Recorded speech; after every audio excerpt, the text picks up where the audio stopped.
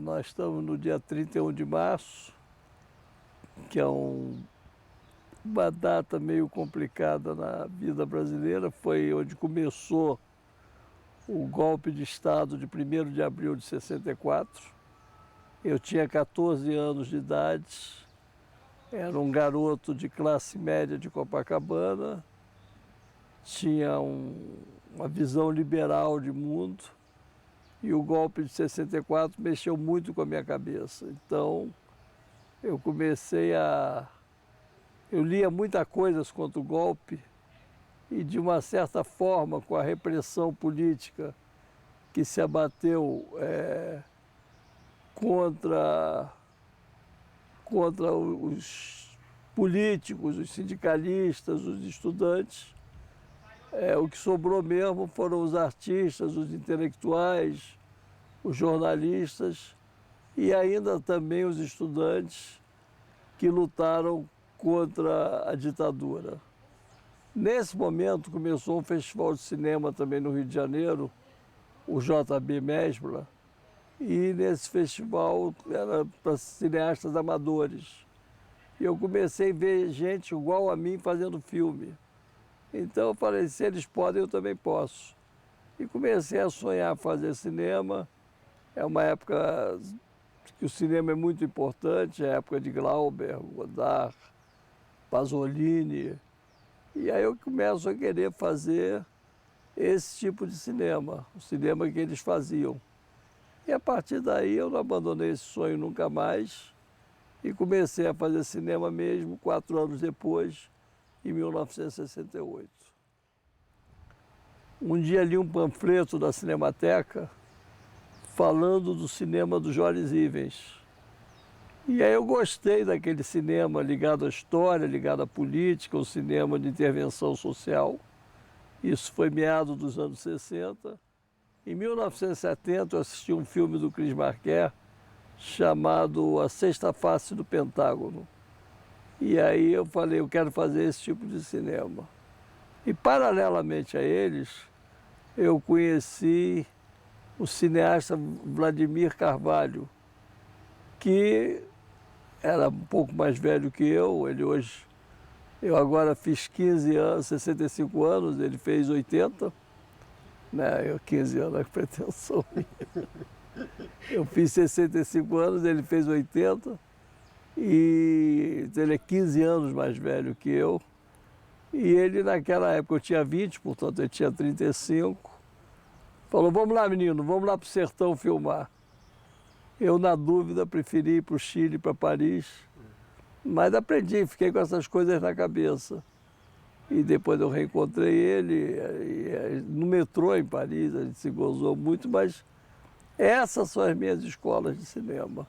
E, sobretudo, o cineclubismo. Eu fui cineclubista, me formei no cineclubismo, vi muito filme e acho o cineclubismo uma joia para quem quer entrar no cinema. Em 72, o Vladimir eu conheci em 69, 70, ele já era cineasta e eu estava começando.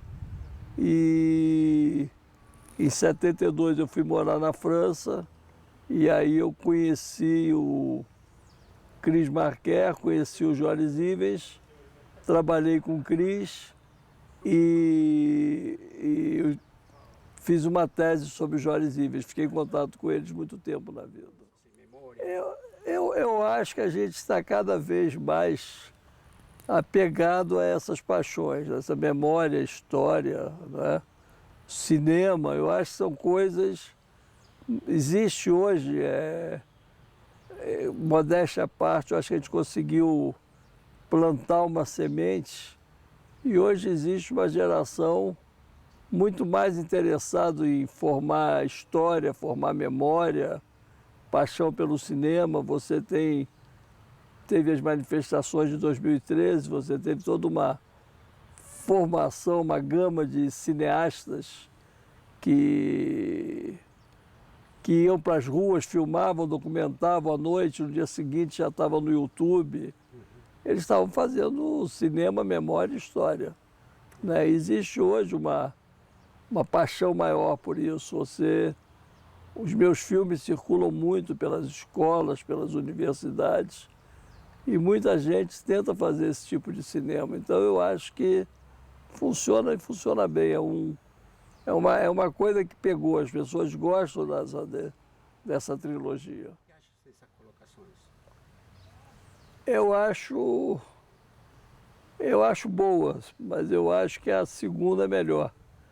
Eu acho que o Cineasta dos Vencidos, ela foi dada no momento em que nós realmente estávamos vencidos. Tinha havido o golpe de 64 no Brasil, tinha havido o golpe contra o Allende no Chile, todas as ditaduras militares da América Latina. Havia um momento em que nós havíamos sido vencidos. Mas se a gente olhar a continuidade da marcha da história, hoje já não somos mais vencidos. Nós hoje somos a geração dos sonhos interrompidos e que retoma a sua marcha. Então eu acho as duas colocações corretas, uma que já está superada no tempo e a outra que eu acho que continua funcionando, porque inclusive agora eu estou fazendo um filme chamado Os Sonhos Interrompidos, que é exatamente sobre isso. Gosta do cinema?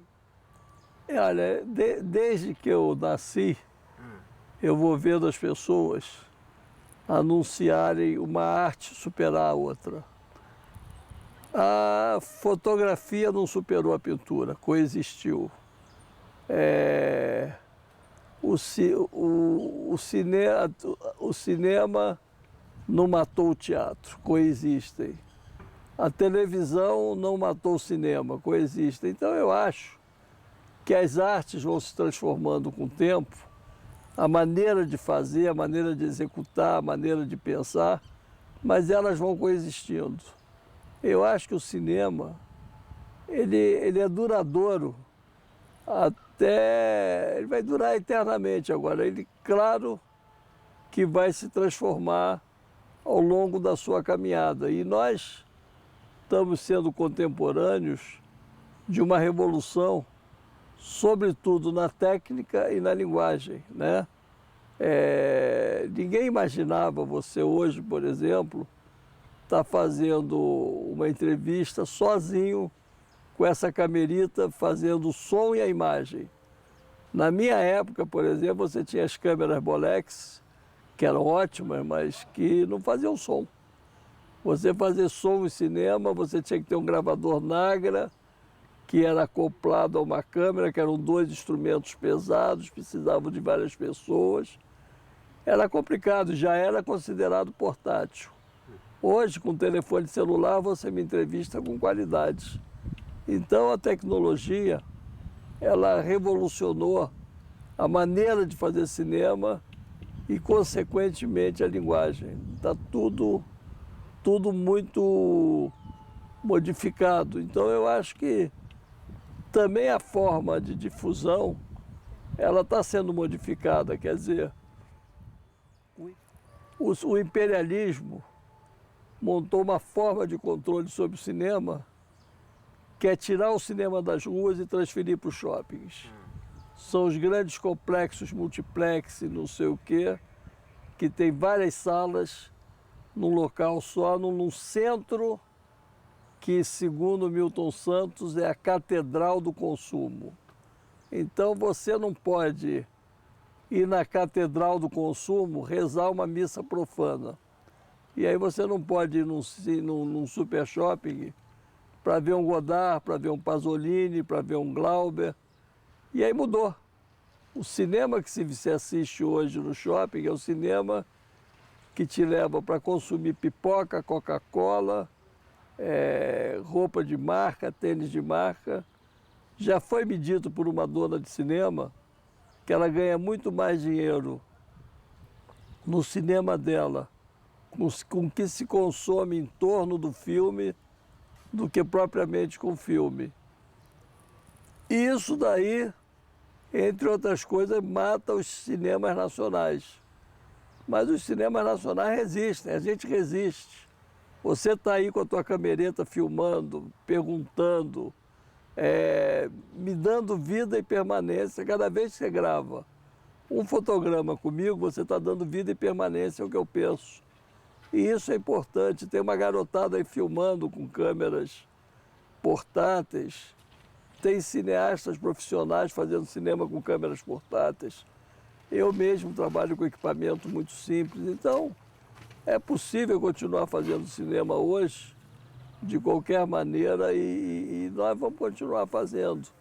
De formas diferentes, mas nós vamos continuar fazendo. Olha, eu acho que a América Latina, ela está em ebulição, né? Eu tive alguns poucos anos atrás na Europa e as pessoas diziam: o único lugar do mundo que está se movendo hoje é a América Latina. Falar em francês, ça bouge, né? Move, mexe, se move. Eu acho que a América Latina é o continente que se move, na boa e na ruim. Quer dizer, o Mujica, ele fez uma espécie de revolução silenciosa. Ele liberou a maconha, ele adotou um comportamento pessoal que choca essa coisa pomposa, imponente do presidente da República. Ele anda no fusquinha dele, vai para lá e para cá de fusca e vive na casinha dele, mostrando que o poder é uma coisa efêmera, né? O Evo Morales, ele está acabando de proibir os transgênicos na Bolívia. É uma outra revolução. Isso é uma outra revolução.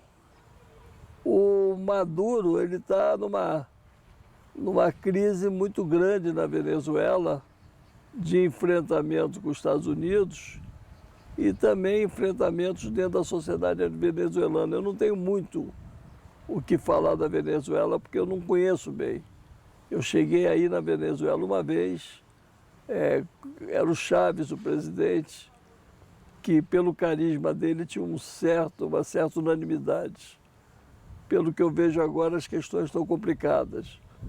Mas eu torço para que dê certo. Como torço para que dê certo Cuba também, que está vivendo um momento de transição muito importante, com o Raul Castro, e o próprio Raul já pensando na transição pessoal dele para uma outra geração que vem aí. Existe em Cuba um desejo muito grande de acesso aos bens de consumo. Então a grande discussão em Cuba hoje é como preservar o socialismo e dar acesso à população cubana aos bens de consumo. Eu acho que no Brasil a crise não é diferente. Quer dizer, existe uma crise muito grande de enfrentamento contra a corrupção, que já chegou a um grau insuportável, né? Mas existe ao mesmo tempo uma vontade de luta da presidente Dilma, em quem eu continuo acreditando. Eu acho que a presidente Dilma, ela está fazendo um esforço hercúleo para superar todas essas crises e manter a legalidade brasileira, porque se o que está hoje aí é ruim, com ditadura é muito pior. Então eu acho que ele tem que continuar lutando pela legalidade democrática e, ao mesmo tempo, a sociedade inteira precisa fazer um enfrentamento muito forte contra a ditadura, contra a corrupção.